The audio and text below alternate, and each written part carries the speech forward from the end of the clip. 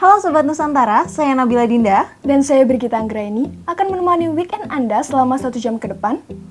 Akan ada beragam informasi menarik, mulai dari wisata, kuliner, hingga sejarah. Hanya di Jendela Nusantara.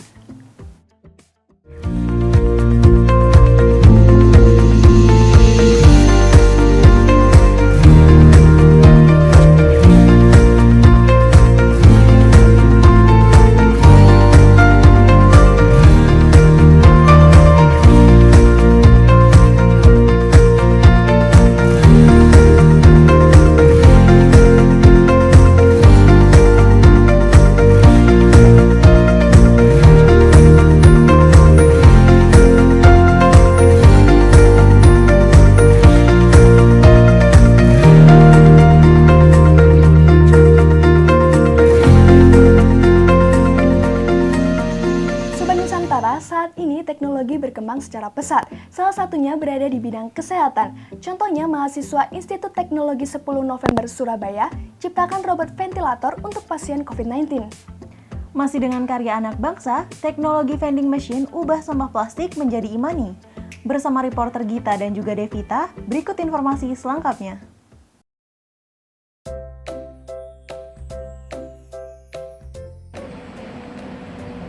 Hai Sobat Nusantara, tahukah kalian di zaman sekarang ini banyak robot yang membantu manusia dalam bidang kesehatan. Salah satunya adalah robot ventilator, alat bantu nafas bagi pasien COVID-19. Ventilator sendiri adalah mesin penunjang kehidupan untuk membantu pernafasan.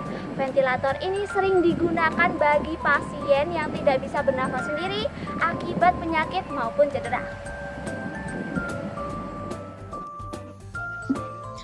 Alat ini dibuat oleh mahasiswa dari tim ventilator Teknik Fisika Institut Teknologi 10 November atau ITS. Robot ventilator ini dibuat dalam bentuk kerjasama antara ITS, Rumah Sakit Universitas Airlangga, dan RSUD Dr. Sutomo selaku pembeli juga pengguna inovasi ini.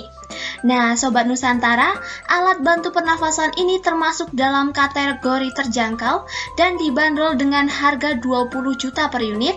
Nah, sedangkan alat ventilator pada umumnya memiliki harga 800 juta per unit. Ventilator ini menggunakan basis desain open source dari Massachusetts Institute of Technology atau MIT Amerika Serikat. Sedangkan sistem elektronik dan sistem monitoringnya dikembangkan sepenuhnya oleh tim ITS.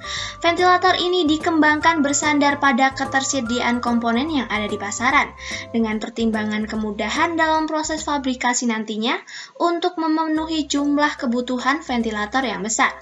Ventilator ini memiliki fitur pengaturan respiration rate, inspiration atau expiration ratio, tidal volume, PEEP atau positive end expiration pressure, dan PIP, peak inspiration pressure. Tujuan penggunaan alat ini adalah agar pasien mendapatkan asupan oksigen yang cukup. Ventilator akan menghembuskan oksigen ke dalam tubuh dan mengeluarkan karbon dioksida. Hal ini akan membuat pasien bisa bernafas lebih mudah atau membantu pasien untuk bernafas karena tak mampu untuk bernafas sendiri. Ventilator menyalurkan oksigen melalui selang pernafasan. Salah satu ujung tabung dimasukkan ke tenggorokan dan ujung lainnya melekat pada ventilator. Bagi Sobat Nusantara yang belum tahu, sebelum memasang ventilator pada pasien, dokter akan melakukan intubasi untuk memasukkan selang khusus melalui mulut, hidung, atau lubang yang dibuat di bagian depan leher pasien atau tracheostomy. Setelah intubasi selesai, ventilator kemudian akan dihubungkan ke selang tersebut. Karena ini harus cepat dan harus segera.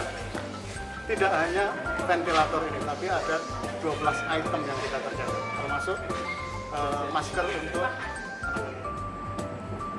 Tidak hanya ITS saja yang mengembangkan inovasi ini, melainkan Universitas Gunadarma dan universitas-universitas lainnya. Rencananya robot ventilator ini akan terus dikembangkan dan disebarluaskan mengingat saat ini masih banyak pasien COVID-19 yang membutuhkan, dan berharap nantinya generasi muda akan terus mengembangkan inovasi baru. Dari Yogyakarta, saya Devita Melina melaporkan.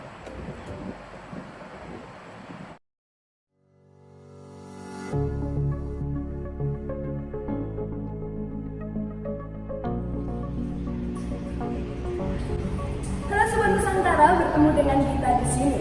Berbicara tentang sampah, saat ini Indonesia berada di peringkat kedua sebagai negara dengan memproduksi sampah terbanyak di dunia. Limbah sampah plastik yang terus meluap ini dapat menyebabkan pencemaran lingkungan. Nah, oleh karena itu terciptalah vending mesin plastik Pay karya anak bangsa. Mesin penjual otomatis ini dapat mengubah sampah botol plastikmu menjadi e-money loh. Penasaran kan gimana cara kerja dari vending mesin ini? Yuk terus ikuti kita.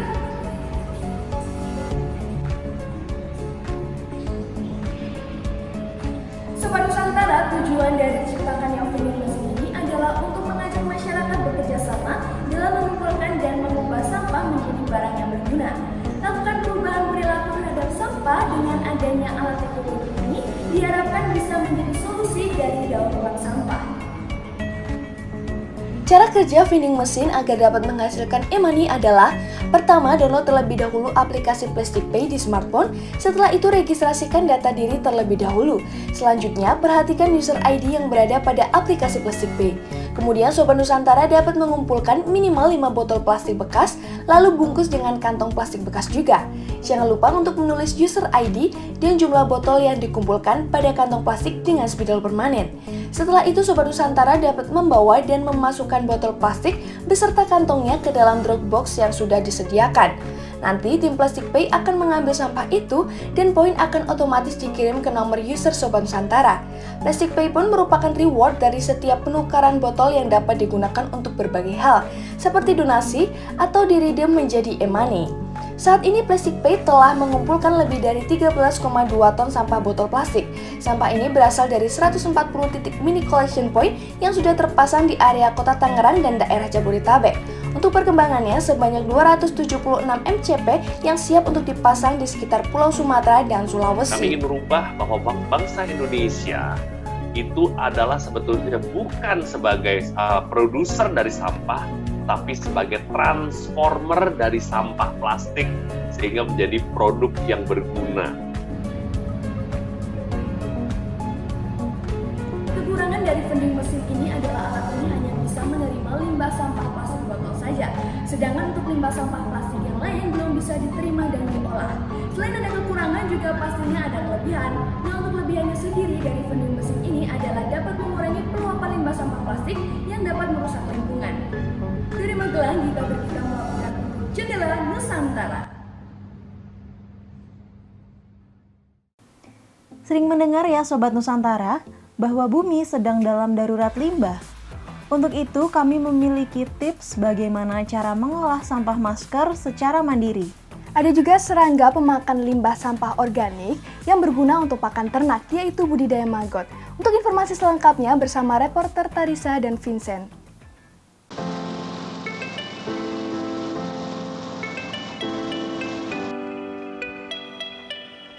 Halo Sobat Nusantara, kali ini Vincent sedang berada di Omah Maggot Jogja, tepatnya di Desa Melian, Kecamatan Sumberharjo, Kabupaten Sleman. Omah Maggot Jogja sendiri merupakan tempat untuk membudidayakan maggot BSF atau Black Soil Deer Fly, biasa juga dikenal dengan lalat tentara hitam. Maggot BSF di sini dikembangkan dengan cara yang cukup unik, yaitu dengan memanfaatkan sampah organik yang sudah dibiokonversi. Awal mula berdirinya Omah Maggot Jogja berawal dari keresahan Bapak Hendri Supranto terhadap biaya pakan ternak pabrikan yang mahal. Oleh masalah ini, Bapak Hendri kemudian belajar kepada Bapak Ahmad Adilah selaku Ketua BSF di Cianjur, kemudian mengembangkannya hingga saat ini. Sobat Nusantara pasti penasaran dengan cara budidaya maggot BSF ini. Ikuti terus perjalanan Vincent kali ini. Sobat Nusantara, lalat hitam BSF bukanlah lalat pembawa penyakit. Lalat ini tidak serupa dengan lalat pada umumnya. Serangga ini lebih mirip dengan serangga tawon penyengat. Lalat BSF hanya memiliki sepasang sayap dan tidak memiliki alat penyengat. Lalat BSF juga tidak berbahaya terhadap kesehatan manusia. Lalat ini biasanya dijumpai di luar ruangan dan banyak terdapat di tempat yang mengandung bahan organik, khususnya kandang ternak. Sobat Nusantara, maggot atau larva BSF memiliki kemampuan untuk mengurai limbah organik menjadi pupuk. Maggot BSF juga mengandung protein yang cukup tinggi, yaitu 44,26%. Kandungan protein yang cukup tinggi ini menunjukkan bahwa maggot BSF merupakan bahan baku yang ideal untuk produksi pakan ternak alternatif. Sobat Nusantara, pertama-tama sebelum proses pembudidayaan maggot BSF, sobat setidaknya harus mempunyai kandang yang ditutupi jaring-jaring untuk mengawinkan lalat. Di dalam kandang tersebut, biasanya lalat akan kawin pada hari ketiga. Setelah kawin, selang 3 hari kemudian, lalat akan bertelur. Telur lalat kemudian dipindahkan ke tempat penetasan selama 2-4 hari. Lalu dipindahkan menuju ke kotak pembesaran atau biopon. Di tempat ini, maggot akan diberi makan dengan limbah organik yang dihancurkan. 6 hari kemudian, fresh maggot dapat dipanen. Artinya gini, pasarnya itu luas karena yang bisa kita jual dari BSF ini tidak hanya fresh maggotnya, tapi bisa nanti kita jual telurnya untuk pembudidaya awal, bisa juga jual kita pupa dan pupanya ini untuk bibitnya gitu. Selain fresh maggotnya, kemudian kita juga bisa jual pupuk. Jadi semua dari BSF ini semua bisa dijual sebenarnya, tergantung kita mengelolanya saja. Pemanfaatan media sosial dan marketplace sebagai ujung tombak pemasaran menjadi keuntungan tersendiri bagi Omah Maggot Jogja. Selain konsumen lokal yang dapat membeli, konsumen online pun juga sudah merambah hingga ke luar Jawa, bahkan Papua. Sobat Nusantara, di DIY tidak hanya Omah Maggot Jogja yang berkecimpung dalam budidaya maggot BSF ini. Ada juga di daerah Kulon Progo, Bantul, dan juga Rejowinang. Semoga hal ini bisa memberikan potensi ekonomi bagi masyarakat sekitar dan juga melahirkan banyak lapangan pekerjaan yang menguntungkan. Sekaligus juga wujud cinta kita kepada lingkungan. Saya Vincent Lingga dari Yogyakarta melaporkan untuk Motion TV.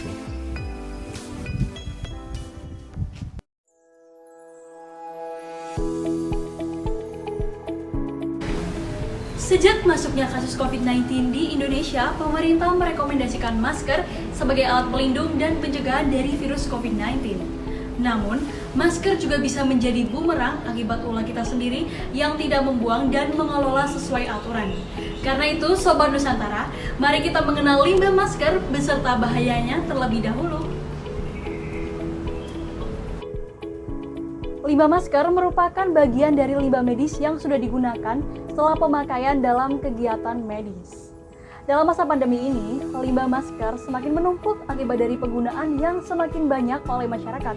Tidak jarang pula banyak yang tidak membuang dan juga mengelola masker sesuai aturan. Sudah terbukti dengan kejadian di Teluk Jakarta dengan menumpuknya 4,1 kg sampah masker di kawasan Muara Cilincing. Bisa dibuktikan bahwa limbah masker dapat mencemari lingkungan sekitar. Selain itu, menumpuknya limbah masker di tempat pembuangan akhir dapat menimbulkan penyebaran penyakit bagi pemulung. Sobat Nusantara, dalam upaya mengurangi penumpukan limbah masker, kita juga dapat berpartisipasi. Di sini saya akan menjelaskan tentang bagaimana cara mengolah limbah masker secara mandiri. Di sini ada masker bekas, lalu ada larutan disinfektan, dan juga ada gunting. Yang pertama, kumpulkan masker bekas pakai. Robek masker menjadi 2 bagian. Rendam masker ke dalam larutan disinfektan untuk melakukan disinfeksi. Jangan lupa ya Sobat Nusantara untuk menggunting tali masker. Buang masker ke tempat sampah. Terakhir, mencuci tangan dengan air mengalir atau gunakan hand sanitizer bila tidak ada fasilitas cuci tangan. Bagaimana Sobat Nusantara? Mudah bukan melakukan secara mandiri? Selain dapat mengelola limbah masker secara mandiri, pemerintah juga menyediakan insinerator pengelola limbah B3 atau disebut limbah berbahaya dan beratur yang terdiri dari APD, masker, dan alat medis lainnya. Pembakaran limbah medis dengan insinerator dilakukan dengan alat pengendali pencemaran udara sesuai dengan operasional yang sudah memenuhi persyaratan. Sobat Nusantara, adanya insinerator akan sangat membantu dalam tahap pengelolaan limbah B3 agar limbah tersebut tidak memberikan dampak buruk pada pencemaran lingkungan dan memperluas penyebaran penyakit COVID-19.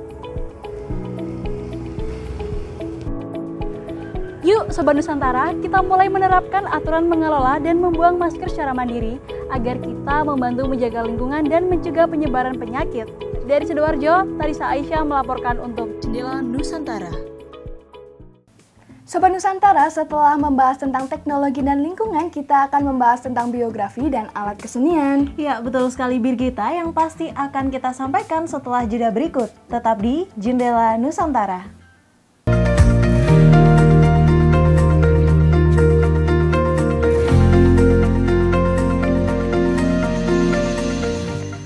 Divonis HIV/AIDS adalah pukulan bagi semua orang termasuk Hages Budiman.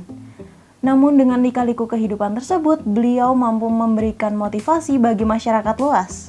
Selain itu, ada kisah inspiratif dari komunitas transpuan yang membantu para penderita HIV/AIDS di Yogyakarta. Untuk informasi selengkapnya bersama reporter Fairuz dan Nadine.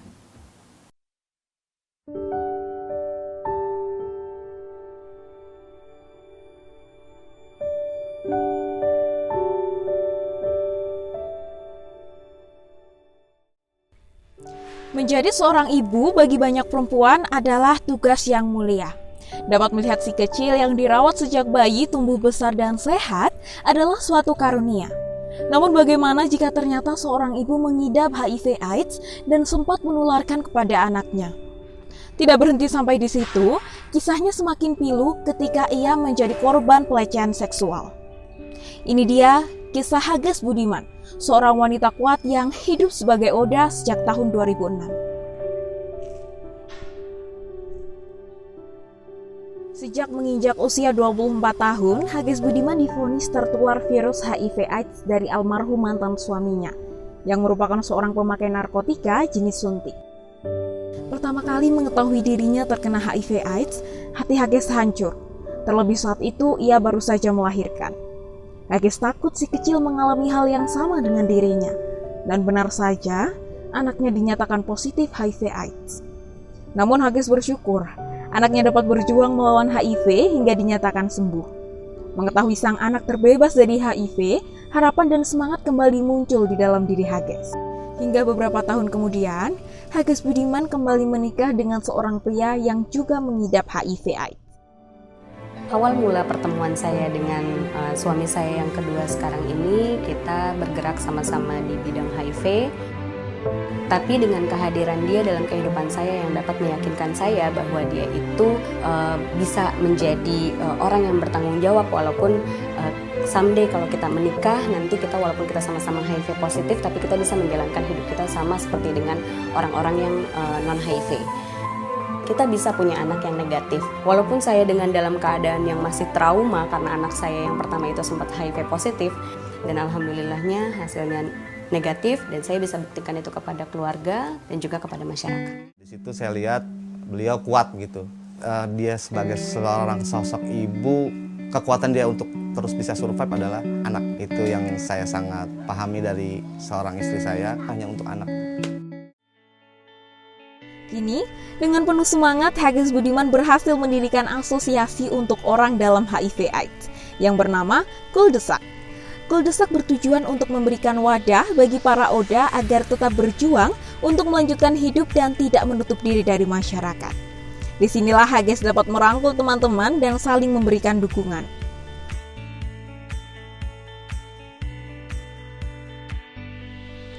Menyalahkan keadaan hanya akan membuang waktumu.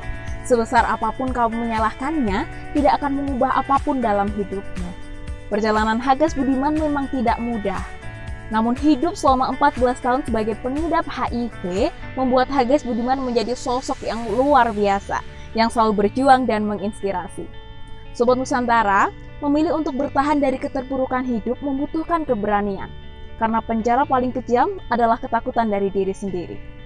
Dari Jakarta, Fairuz Hairunisa melaporkan untuk Motion TV.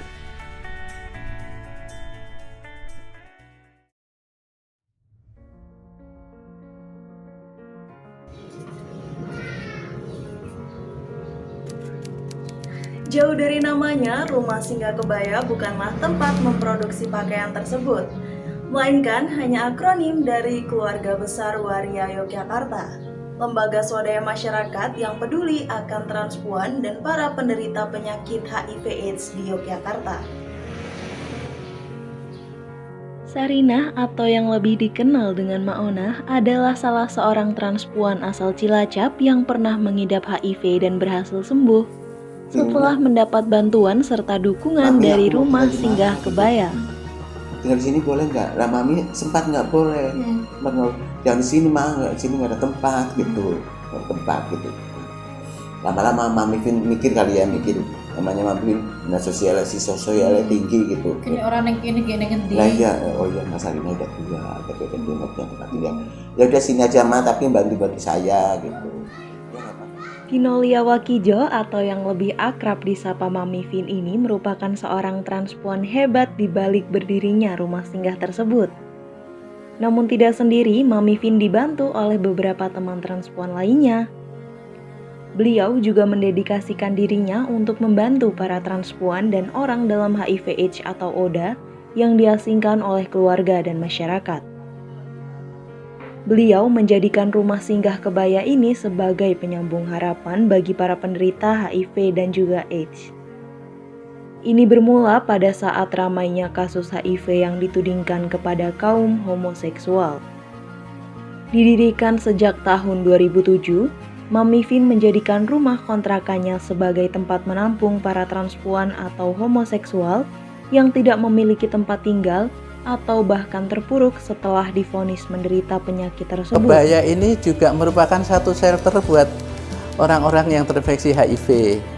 Pada awalnya hanya untuk teman-teman waria, tapi seiring berjalannya waktu, teman-teman yang bukan waria, baik itu teman-teman gay, baik itu laki-laki dan perempuan itu bisa kita terima di sini. Karena apa? Karena Yayasan Kebaya dan Shelter Kebaya ini memang baru satu-satunya di Jogja bahkan Indonesia ya. Adanya rumah kebaya ini sangat memberikan manfaat bagi para ODA dan transpuan di Yogyakarta. Bahkan rumah kebaya membuka beberapa usaha ekonomi waria seperti angkringan, dapur umum, salon, dan masih banyak lagi. Hal itu dapat membantu meningkatkan ekonomi para anggota rumah singgah kebaya. Membantu sesama manusia adalah sebuah kewajiban, tanpa membedakan apa agama mereka, apa gender mereka, dari mana mereka berasal, dan hal yang berbeda lainnya. Karena Tuhan menciptakan perbedaan agar kita dapat saling melengkapi. Oleh sebab itu, jangan lupa untuk selalu berbuat baik ya Sobat Nusantara. Dari Yogyakarta, Nadine melaporkan untuk Jendela Nusantara.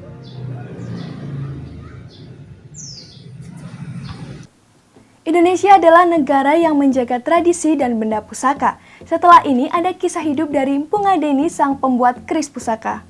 Selain benda pusaka, alat musiknya pun masih terjaga. Penting adalah alat musik tradisional khas Bali yang terjual hingga mancanegara. Berikut informasi selengkapnya dari reporter Ilyas dan juga Wulan. Pemirsa, keris merupakan senjata yang berasal dari Pulau Jawa yang kini banyak digunakan sebagai perhiasan maupun benda pusaka. Keris untuk perhiasan biasa dibuat oleh pengrajin keris, sedangkan keris untuk benda pusaka hanya dibuat oleh seorang empu karena tidak bisa sembarang dibuat.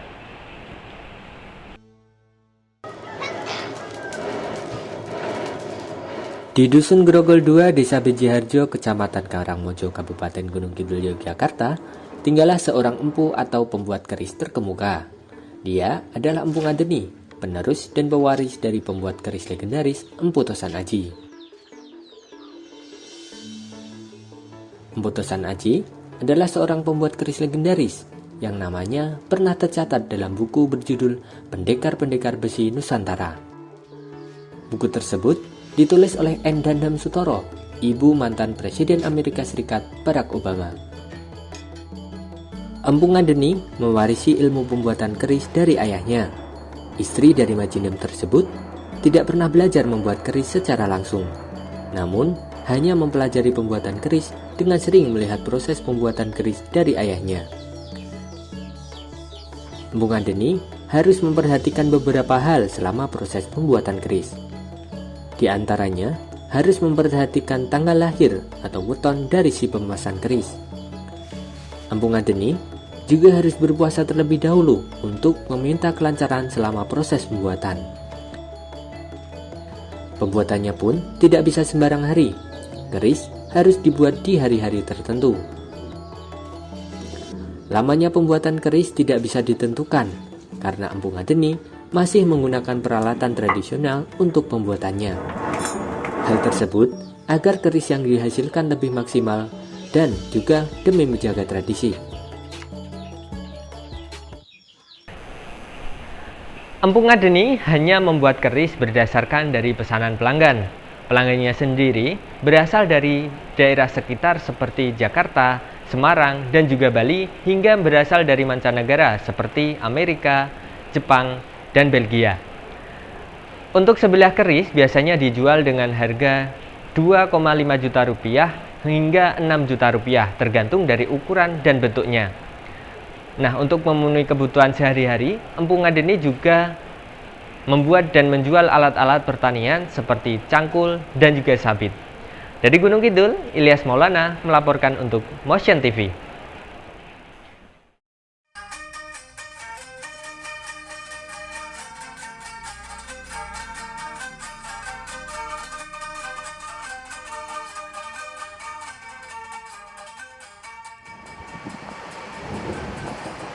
Hai Sobat Nusantara, alat musik tersebut namanya penting. Yaps, benar, kalian nggak salah dengar.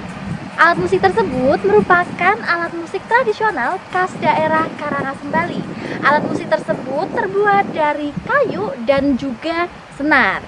Nah, untuk memainkan alat musik penting ini juga cukup menarik nih Sobat Nusantara, yakni dengan cara digesek dan juga dipetik. Selain itu, alat musik penting juga biasa digunakan dalam upacara adat di daerah Kabupaten Karangasem, Bali. Untuk memainkannya pun dipadukan dengan menggunakan angklung dan juga gong.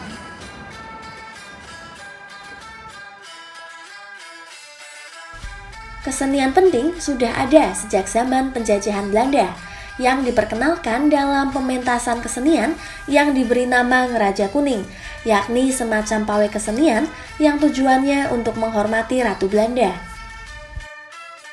Meskipun sejarah keberadaan dan munculnya jenis kesenian penting di Karangasem sampai saat ini belum diketahui secara pasti, dikarenakan terdapat beberapa opini yang menyebutkan adanya persebaran dari daerah lain ketika dilaksanakan upacara besar di Pura Besak. Sementara pendapat lain menyatakan penting berasal dari Jawa, yang selanjutnya menyebar ke Bali dan Lombok.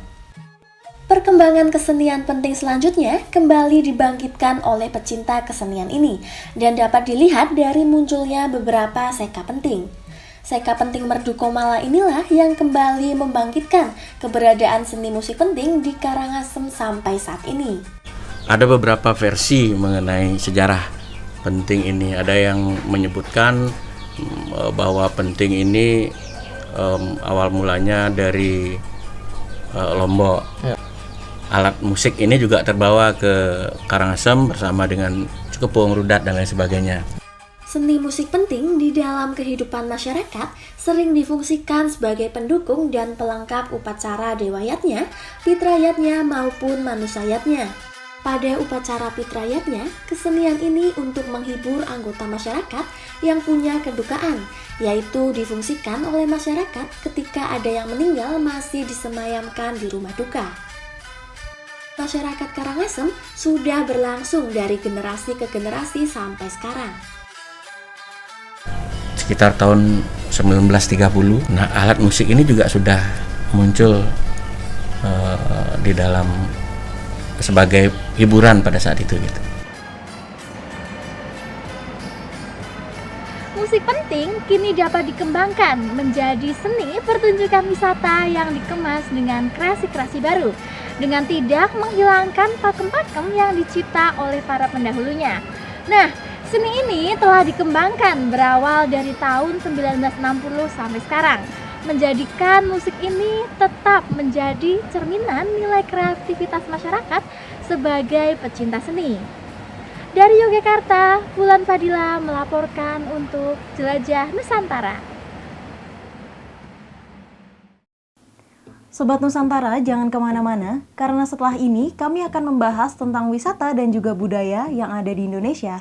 Oleh karena itu, tetap bersama kami di Jendela Nusantara.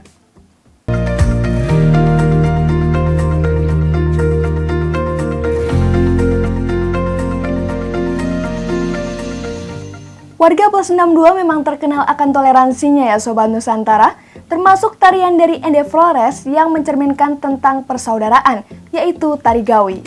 Ada juga tradisi budaya warga Plus 62 daerah Kutai Kartanegara, yaitu Festival Erau yang ternyata sudah go internasional. Berikut informasi selengkapnya oleh reporter Feriansyah dan juga Eurika.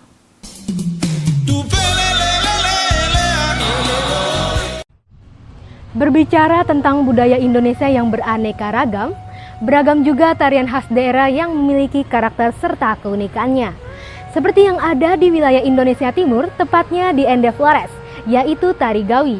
Ialah tarian adat masyarakat dari suku Liao. Sebagai warisan tradisi dari suku Liao sejak dulu, tari Gawi sering ditampilkan dalam upacara adat atau ritual adat masyarakat Ende Liao. Yuk ikutin terus informasinya. Nama tari Gawi ini berasal dari dua kata, yaitu ga yang berarti segan atau sungkan dan wi yang berarti menarik, serta dapat diartikan ialah menyatukan diri.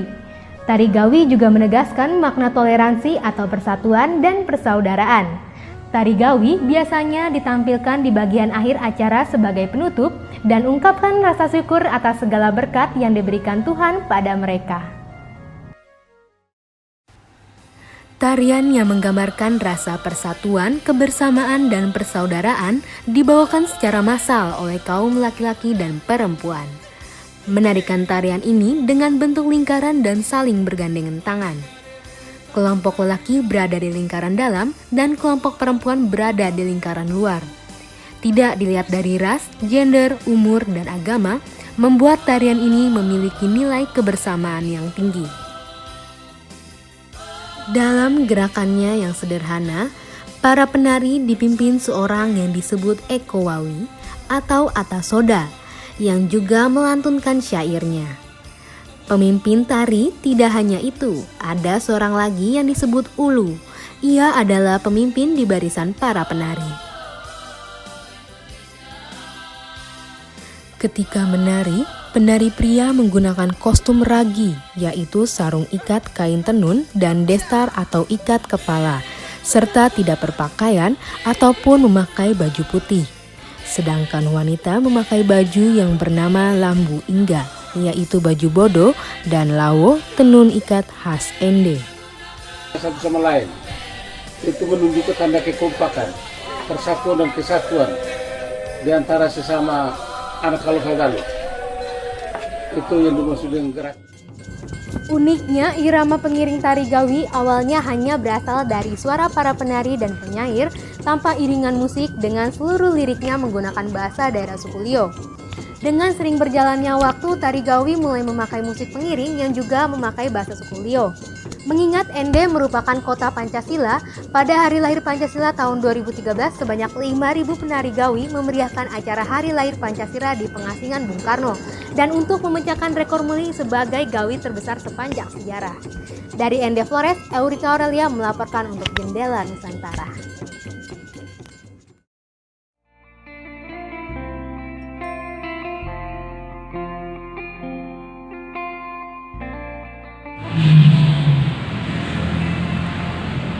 Bicara tentang festival budaya, nggak akan lengkap kalau kita nggak ngomongin tentang festival budaya yang ada di Kutai Kartanegara. Erau adalah festival budaya dari Kutai Kartanegara. Erau itu berasal dari warisan leluhur yang diturunkan secara turun-temurun sampai sekarang. Festival ini bermula dari pengangkatan seorang raja yang berasal dari Kutai Kartanegara. Dan sampai sekarang, perayaan Erau ini masih terus ada di Kutai Kartanegara. Erau merupakan tradisi ritual dan pesta adat Kesultanan Kutai Kartanegara. Erau bertujuan sebagai acara untuk memberikan hiburan kepada masyarakat. Erau berasal dari bahasa Kutai, Ero yang artinya ramai, riuh, ribut. Suasana yang penuh sukacita, suasana yang ramai, riuh rendah suara tersebut dalam arti banyak. Kegiatan sekelompok orang yang mempunyai hajat dan mengandung makna baik bersifat sakral, ritual, maupun hiburan. Festival Erau ini dimulai dengan pengangkatan sampai merebahkan tiang ayu. Satu acara yang disebut dengan Festival Eroh yang terdiri dari festival seni, tari, musik, craft, dan kuliner yang diperuntukkan untuk masyarakat kita dari masyarakat di masing-masing kecamatan. Dan alhamdulillah selama proses 7 malam berjalan dengan baik dan mereka merasakan euforia kehebatan lokal yang insya Allah tidak kalah dengan standar global. Menjamu benua adalah tahapan awal di dalam Erau yang bertujuan untuk berkomunikasi dengan alam goib. Roh-roh ini dianggap dapat memberikan hal positif. Yang kedua adalah merangin, yaitu para belian akan menari sambil mengikuti tabuhan irama gamelan dan juga gendang. Hal ini digunakan untuk berkomunikasi dengan roh-roh. Selanjutnya ada mendirikan tiang ayu pada pagi hari sebelum matahari tinggi.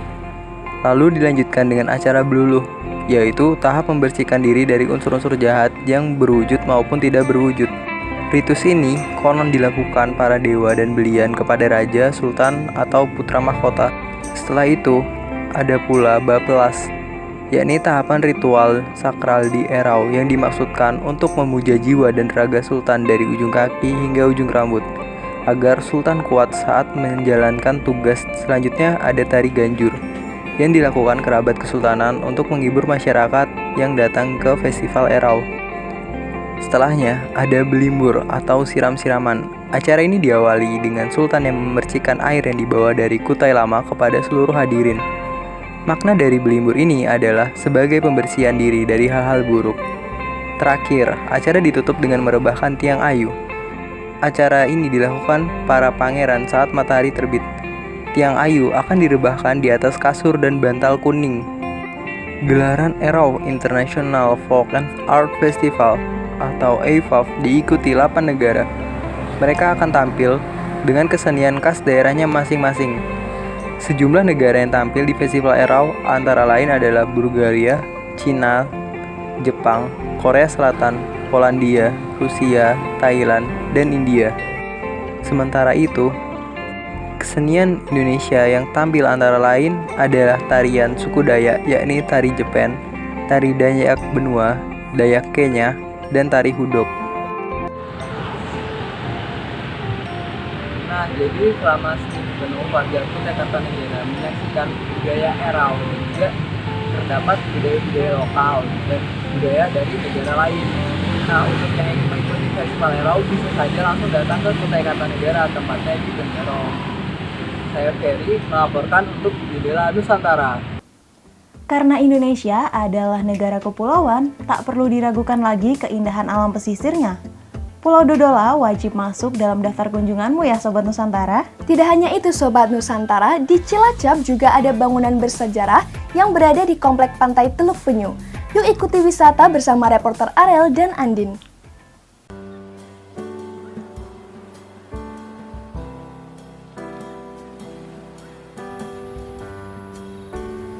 Halo Sobat Nusantara, Arel menyapa dari Kabupaten Pulau Morotai, Pulau Dodola. Pulau yang ada di Maluku Utara ini dikelilingi oleh 33 pulau kecil, termasuk Pulau Dodola yang merupakan pulau tak berpenghuni. Pulau yang menghadap Samudra Pasifik ini terdiri dari Pulau Dodola Besar dan Pulau Dodola Kecil yang terpisah jarak sekitar 500 meter. Namun, hamparan pasir putih Pulau Dodola akan lebih terlihat ketika air sedang surut. Sobat Nusantara, Pulau Dodola juga memiliki keistimewaan lain loh. Daripada penasaran, yuk ikut Arel untuk menelusuri lebih jauh Pulau Dodola. Let's go! Keistimewaan lain dari Pulau Dodola ialah nilai sejarahnya. Pulau ini telah menjadi saksi pertempuran pada masa Perang Dunia Kedua. Saat itu, Pulau Dodola menjadi jalur pertempuran antara pasukan sekutu atau Amerika, Australia, dan Jepang. Oleh karenanya, banyak sisa-sisa perang berada di dasar laut dan daratan. Di Pulau Dodola tercatat ada 13 titik penyelaman, dan di kedalaman 25 meter terdapat bangkai kendaraan tempur jenis Jeep Willys yang masih terlihat jelas mulai dari mesin mobil, ban, sampai setirnya. Terdapat juga pesawat jenis Bristol Beaufort buatan Australia yang tenggelam di kedalaman 40 meter. Beberapa titik dekat Pulau Dodola juga menyimpan bangkai kendaraan lainnya. Seperti di Wawama dan Totodaku terdapat pesawat sekutu dan jeep, di Mitia terdapat kapal karam, di Sumsum terdapat 2 unit tank amfibi, dan di Buho-Buho terdapat pesawat tempur. Morotai itu dari zaman Perang Dunia Kedua itu udah terkenal dengan sebutan Pearl of Pacific atau mutiara di bibir Pasifik. Sebuah pulau kecil di bagian paling utara Indonesia yang memiliki begitu banyak ragam kekayaan mulai dari alam maupun budaya, bahari, kuliner. Setelah menyaksikan berbagai keistimewaan Pulau Dodola, bagi Sobat Nusantara yang ingin berkunjung ke pulau ini, bisa dengan menyewa kapal dan speedboat yang disediakan oleh Pelabuhan Daruba dengan tarif mulai dari Rp600.000. Dan bagi Sobat Nusantara yang ingin lebih lama di pulau ini, tak usah khawatir karena tersedia rumah dan cottage yang disewakan dengan tarif per malam sekitar Rp500.000. Sobat Nusantara, ternyata tak perlu jauh-jauh ke luar negeri kan untuk liburan, karena surga tersembunyi Maluku Utara ada di Pulau Dodola. Dari Kabupaten Pulau Morotai, Pulau Dodola, Aurelia Dwi melaporkan untuk Jendela Nusantara.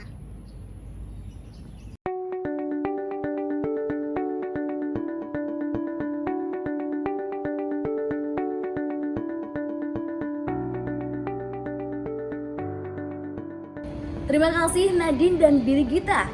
Sobat Nusantara, kali ini saya akan mengajak Anda ke Benteng Pendem Cilacap. Bangunan seluas 6,5 hektar ini menyimpan banyak keindahan serta sejarah di dalamnya. Sebagai benteng pertahanan tentara Hindia Belanda pada saat itu yang dibangun 18 tahun, mulai dari 1861 hingga 1879 yang berada di Kompleks Pantai Teluk Penyu Cilacap. Penasaran? Ikuti terus di Jendela Nusantara. Benteng Pendem ini difungsikan untuk menahan serangan yang datang dari arah laut bersama dengan Benteng Karangbolong, Benteng Klingker, dan Benteng Cepiring. Digunakan hingga tahun 1942. Ruangan yang ada yaitu barak, benteng pertahanan, benteng pengintai, ruang rapat, klinik pengobatan, gudang senjata, gudang mesin, ruang penjara, dapur, ruang perwira, dan ruang peluru. Masih ada banyak ruangan yang belum diketahui dan telah terbukti.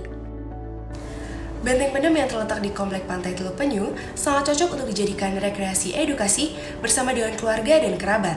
Namun sangat disayangkan, semenjak pandemi COVID-19, pengunjung Benteng Pendem berkurang hingga 75%. Harapan saya, wisata di Cilacap dapat bangkit kembali seperti sedia kala.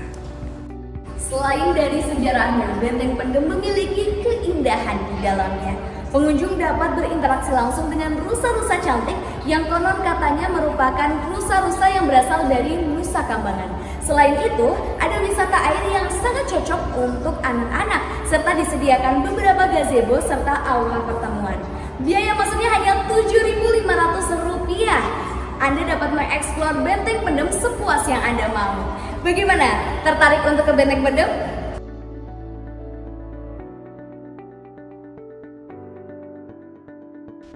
Bagi para wisatawan lokal dan mancanegara yang ingin mengunjungi Benteng Pendem dapat melalui jalur darat. Jarak yang ditempuh dari Terminal Cilacap menuju kawasan wisata Pantai Teluk Penyu dan Benteng Pendem adalah sekitar 7 km dengan waktu tempuh 15 menit. Sementara jarak yang ditempuh dari stasiun Cilacap menuju kawasan wisata Pantai Teluk Penyu dan Benteng Pendem adalah sekitar 3,1 km dengan waktu tempuh 10 menit. Setelah kalian mengetahui keindahan benteng ini, apakah kalian tertarik untuk mengunjungi Benteng Pendem? Demikian laporan yang dapat saya sampaikan. Dari Cilacap, Andi Syafa kembali ke Nadine dan Birgita. Kita beralih ke Blitar, Jawa Timur. Jadi ada informasi apa saja dari Blitar? Di Blitar ada candi yang baru ditemukan. Lalu kita juga akan membahas tentang kuliner khas dari Blitar. Tidak hanya kuliner dari Blitar saja, tetapi kita juga akan membahas kuliner dari berbagai daerah. Kira-kira daerah mana aja ya? Untuk itu tetap saksikan Jendela Nusantara.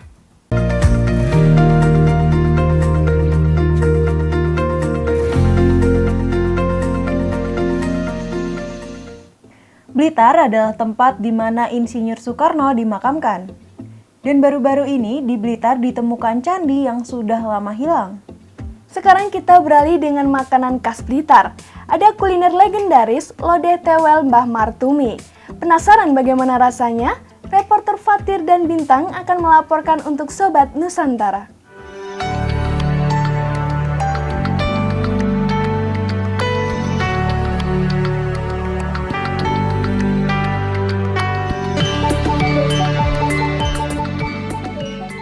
Berawal dari seorang petani yang mencangkul sawahnya dan mengenai sebuah batu, ternyata setelah ditelusuri batu tersebut merupakan arca dari sebuah candi. Ya, kali ini saya akan mengajak Sobat Nusantara ke Candi Gedok di Kota Blitar. Sama dengan candi lain yang ada di Blitar, seperti Candi Penataran, Candi Sawentar, Candi Gedok juga terletak di bawah permukaan tanah. Ingin tahu seperti apa sejarah dari Candi Gedok ini? Ikutin terus liputan saya di Jendela Nusantara.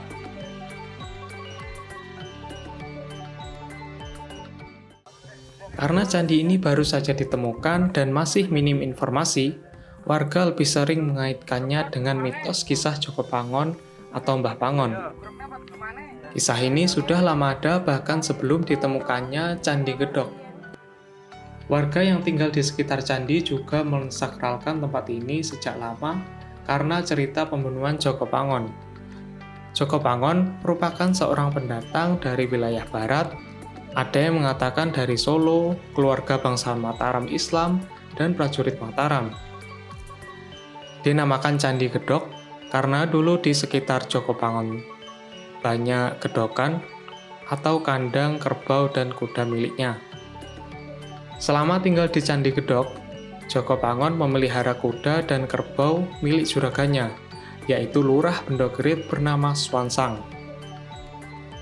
Swansang dan Joko Pangon memiliki kesepakatan, yakni jika ada anak kerbau jantan, bisa dimiliki oleh Joko Pangon sebagai imbalan, dan betina milik juragan. Keberuntungan menjadi milik Joko Pangon, di mana banyak kerbau jantan daripada betina, sampai akhirnya kesepakatan diubah oleh Swansang. Setelah diubah, kerbau betina menjadi milik Joko Pangon. Namun, keadaan juga sebaliknya. Banyak anak kerbau betina. Akhirnya Swansang geram sampai membunuh Joko Pangon dan membuangnya ke sumur di Candi Gedok. Terlepas dari kisah Joko Pangon, catatan mengenai keberadaan dari Candi Gedok sudah ada di buku The History of Java karya Raffles. Buku yang dibuat tahun 1817 ini menuliskan di sini juga ditemukan benda-benda kuno. Di antara kota yang telah ditinggalkan itu dengan dinding-dinding dan alas batu yang menarik untuk dicatat. Menurut tim ekskavasi, saat itu Raffles masih bisa melihat kemegahan candi sebelum terkena letusan Gunung Gelut tahun 1901 dan 1915. Struktur itu masih bisa ditampakkan, itu akan kita tampakkan dengan ekskavasi total, meskipun mungkin nanti caranya secara bertahap gitu ya. Nah, itu pengembangannya selain itu nanti juga ada misalnya ada studi teknis, misalnya nanti hasil ekskavasinya menunjukkan bahwa struktur candinya masih bisa di. Informasi yang saya dapatkan, proses ekskavasi masih di tahap kedua. Perlu 4 tahap lagi untuk menampilkan seluruh struktur pondasi candi.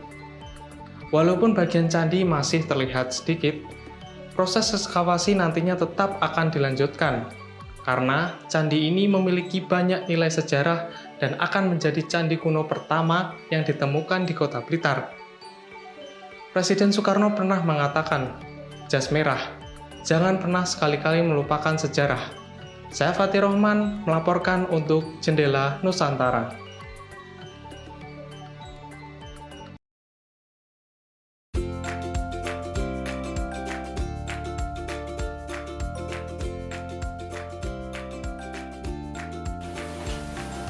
Halo Sobat Nusantara, kali ini saya akan mengajak kalian menjajal sayur lodeh tewel yang legendaris di Blitar. Apa itu sayur lodeh tewel? Yuk ikuti saya terus. Nah, Saat ini saya sedang berada di warung tewel Mbah Martumi yang berlokasi di sebelah utara kota Blitar. Jarak dari kota Blitar untuk menuju ke warung Mbah Martumi ini sekitar 9 km. Warung ini telah berdiri lebih dari 60 tahun yang lalu. Sederhana, namun syarat cita rasa yang khas membuatnya jadi salah satu tujuan penikmat kuliner lokal. Sayur lodeh tewel merupakan sayur nangka muda yang berkuah santan dan rasanya yang gurih. Namun, sayur lodeh tewel Mbah Martumi ini berbeda dengan sayur tewel pada umumnya. Sayur tewel Mbah Martumi ini memiliki rasa yang sangat pedas. Hal ini menjadi salah satu alasan warung ini tetap ramai dikunjungi sampai saat ini. Cara pengolahan masakan di warung Mbah Martumi ini ternyata masih menggunakan cara tradisional, yaitu masih menggunakan kayu bakar. Dapur tradisionalnya dilengkapi dengan peralatan masak seadanya yang berukuran sangat besar. Besarnya ukuran periuk serta panci yang digunakan Mbah Martumi adalah bukti saking larisnya warung Mbah Martumi. Setiap hari, ia dibantu oleh 2 orang lainnya yang harus memasak sebanyak itu. Warung ini dibuka setiap hari jam 7 pagi hingga 7 malam. Jika datang larut malam, kalian bisa mencari warung ini di sebelah selatan Pasar Mentak hingga jam 3 pagi. Di warung Mbah Martumi, sajian khasnya mayoritas serba pedas, salah satunya adalah sayur lodeh tewel atau sayur nangka muda. Jika biasanya nangka di Yogyakarta diolah menjadi gudeg, di warung ini nangka disayur dengan kuah melimpah dan rasa yang sangat pedas. Tak hanya itu, di warung ini juga menyediakan menu makanan pedas lainnya, seperti ayam lodo, kikil, dan aneka masakan ikan lainnya. Meskipun membuat berkeringat karena rasanya yang sangat pedas, sayur ini masih menjadi menu yang sangat digemari oleh pembeli. Sehari warung Bu Martumi bisa menghabiskan cabai sebanyak 10-15 kilo dan tewel muda sebanyak 30-50 buah tewel per hari, dan ayam yang digunakan adalah ayam kampung. Menu makanan di sini disajikan secara prasmanan. Cara ini mempermudah pembeli untuk mengambil makanan yang diinginkan. Namun, alangkah lebih baiknya untuk tetap memastikan harga makanan tersebut agar tidak terjadinya miskomunikasi. Tidak mudah untuk tetap berjuang mempertahankan usaha hingga puluhan tahun. Namun, didukung dengan cita rasa yang khas dan kepercayaan dari pengunjung, warung ini masih menjadi favorit berbagai kalangan masyarakat. Dari Blitar, Bintang melaporkan untuk Jendela Nusantara. Setelah membahas makanan jadi lapar ya. Ini ada rekomendasi untuk Sobat Nusantara. Segoboran kuliner khas dari Lamongan dan untuk penyegarnya ada es semanggi dari Magelang. Ngomongin kuliner, sekarang mulai banyak makanan luar negeri yang masuk ke Indonesia, terutama dari Korea. Seperti kue lunchbox. Penasaran bagaimana rasanya? Berikut ada informasi dari reporter Nada, Fadila, dan Adelia.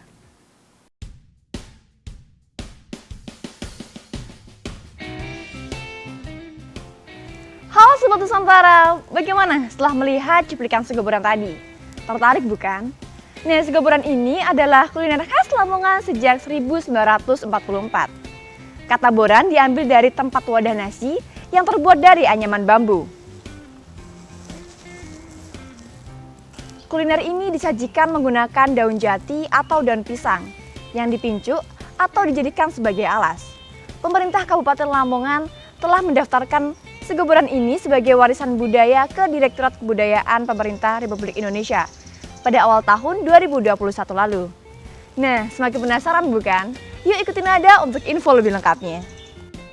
Segoboran menyajikan nasi beragam lauk, seperti urap-urap, rempeyek, empuk atau tepung yang digoreng, remahan kacang atau peletuk, jeroan, ikan asin, bandeng, udang, ikan sili, dan lain-lainnya. Kemudian dilumuri oleh bumbu kuah sambal boran. Bumbu kuah sambal boran terbuat dari rempah-rempah pilihan yang dihaluskan lalu dimasak dalam panci. Hingga mendidih, barulah dicampur dengan lauknya. Harga satu porsinya sekitar Rp10.000, kecuali lauk ikan sili, yaitu sekitar Rp15.000–Rp30.000, tergantung dari ukuran ikannya. Kurang lebih ya 5 tahunan udah. Ciri khasnya ya di tempatnya di boran ini ikan sili biasanya. Iya, bumbunya sambal boran. Iya. Ini dia segoboran khas Lamongan. Yang Nada suka dari penyajian segoboran ini adalah pembeli bisa memilih sendiri lauk yang diinginkan. Jadi jika Sobat Nusantara tidak menyukai sayur ataupun ikan, bisa nih memilih lauk seperti yang Nada pilih. Di sini sudah ada empuk, ada juga ayam, tempe, dan tahu. Tidak lupa juga dengan peyeknya. Yuk kita cobain segoborannya.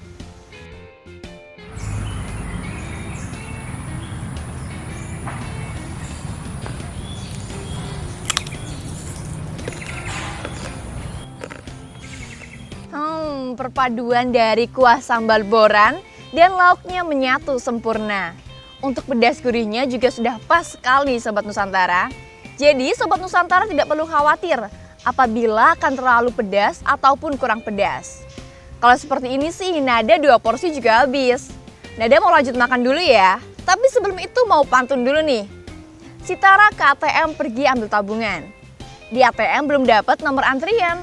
Kalau Sobat Nusantara mampir ke Lamongan, jangan lupa membeli segoboran. Dari Lamongan Nada melaporkan untuk Jendela Nusantara.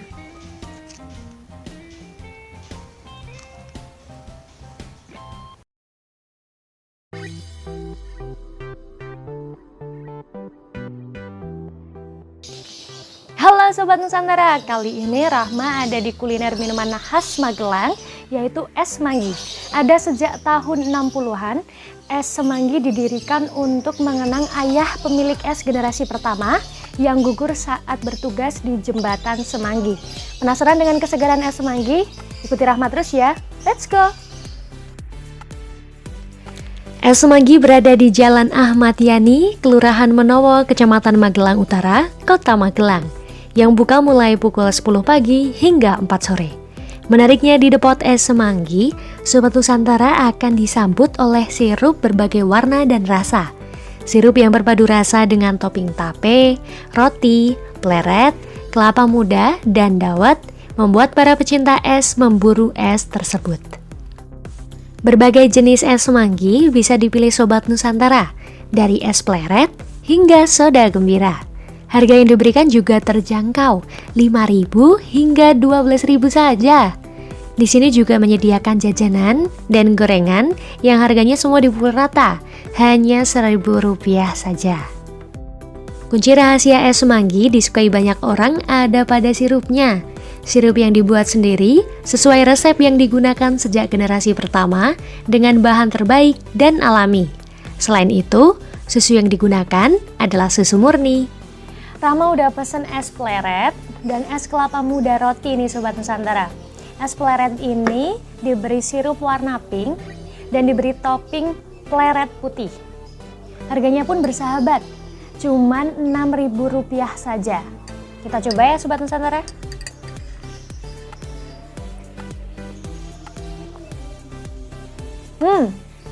Sirupnya manis, pleretnya kenyal, lembut, dan mengenyangkan.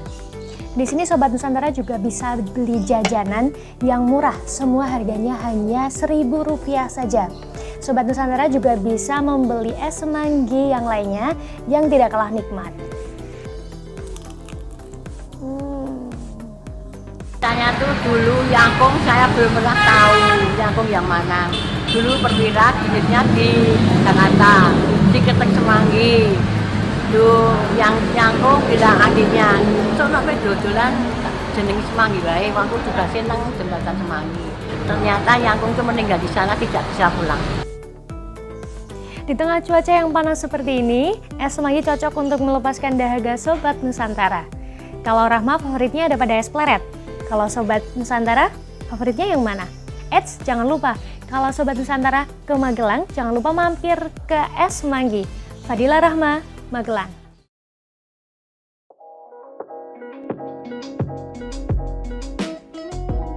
Saingil Cuka Habdida. Ya, Sobat Nusantara, itu tadi adalah selamat ulang tahun dalam bahasa Korea. Ngomongin ulang tahun, kue tart asal negeri gingseng itu pun viral di negara plus 62. Namanya Lunchbox Cake.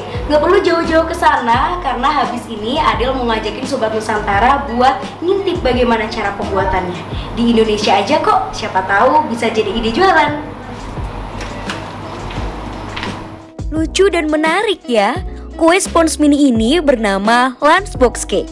kue asal Korea yang viral di Indonesia melalui konten kreator YouTube. Seperti namanya, kue ini disajikan dalam kotak kecil, mirip tempat makan siang. Untuk kue yang digunakan adalah jenis sponge cake. Cara pembuatannya sangat mudah. Campurkan telur, mentega, gula, dan susu cair. Kemudian aduk menggunakan mixer hingga mengembang. Ayak tepung terigu, masukkan ke dalam adonan yang tadi dan aduk hingga merata. Tuang ke dalam cetakan dan masukkan ke dalam oven. Karena lunchbox cake berukuran kecil, maka cetak kue tadi dengan pemotong kue berbentuk bulat. Sponge cake dipilih karena memiliki tekstur yang lembut dan juga mudah dibentuk. Ini dia nih yang paling ditunggu-tunggu. Lunchbox cake banyak diminati memang karena gambar di permukaan kue. Yang pertama harus disiapkan adalah buttercream. Warnai sesuai yang sudah ditentukan. Jika sudah, masukkan ke dalam piping bag dan kue siap dihias sesuai dengan pesanan. Menggambar di atas kue pun ada tekniknya.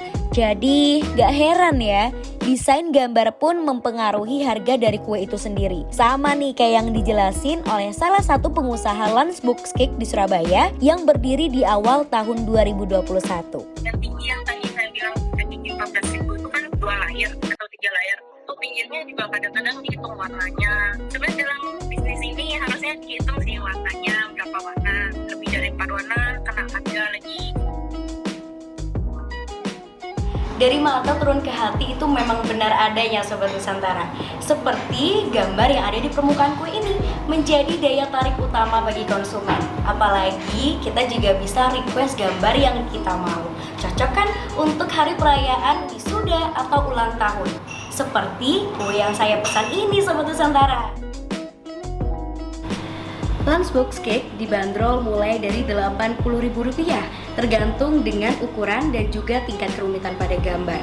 Dengan bahan sederhana, tapi memperhatikan estetika, bisnis lunchbox cake selalu kebanjiran orderan setiap harinya. Bagaimana Sobat Nusantara? Sudah kepikiran mau pesan gambar apa? Dari Surabaya, Jawa Timur, Adelia Jayaning melaporkan untuk Jendela Nusantara. Setelah berbagai informasi yang kita berikan, informasi mana yang menurut kalian paling menarik? Untuk itu, tetap saksikan kami di Jendela Nusantara dengan informasi dari berbagai daerah di Indonesia. Saya Nabila Dinda. Dan saya Brigita Anggreni. Serta seluruh kru yang bertugas pamit undur diri. Terima kasih dan happy weekend!